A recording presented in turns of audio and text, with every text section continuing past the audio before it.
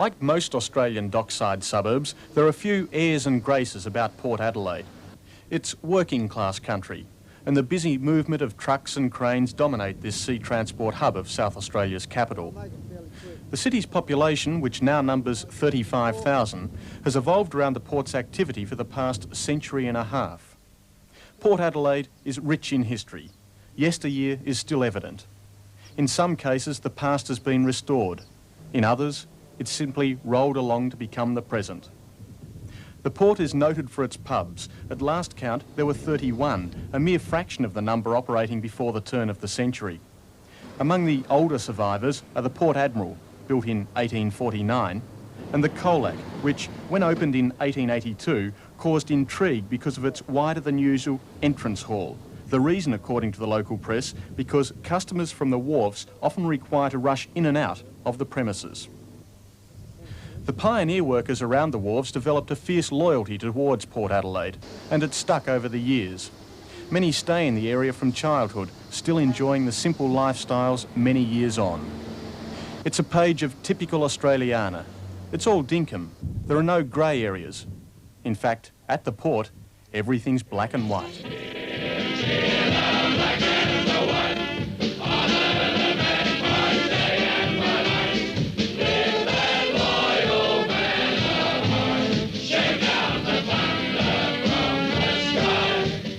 Outside Melbourne, nowhere in Australia can challenge Port Adelaide for football enthusiasm. And when it comes to records, the local club stands supreme. Since 1870, when Port became South Australia's first league club, it's won 27 premierships and been runner-up 28 times. Known as the Magentas, the Saltwaters, the Portonians, and even the Mudholians over the years, great teams have continued to produce premierships. In fact, in all the years of competition, Port teams have missed the finals only 8 times. Not surprisingly, Port fans believe they have a God-given right to fly the premiership pennant at Alberton Oval. The greatest period of all was in the 1950s, when Foss Williams led the club to an Australian record 6 flags in a row. The club, he says, has organised its success. Worst one is a football club, and we think about it only as a football club.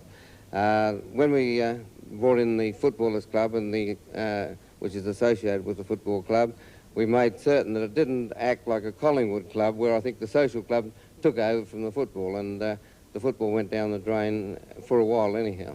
So they absolutely breed football here then, do they? Well, that's the only thing. The winning is the only thing here, and football, and all the footballers have been brought up to think that the winning is the only thing.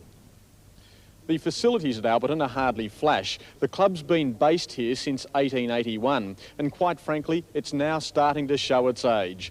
The grandstand was condemned until earlier this year. It was riddled with white ants, and a tarpaulin was thrown across the roof to stop leakages. Believe it or not, repairs have since been carried out, and now everyone's happy.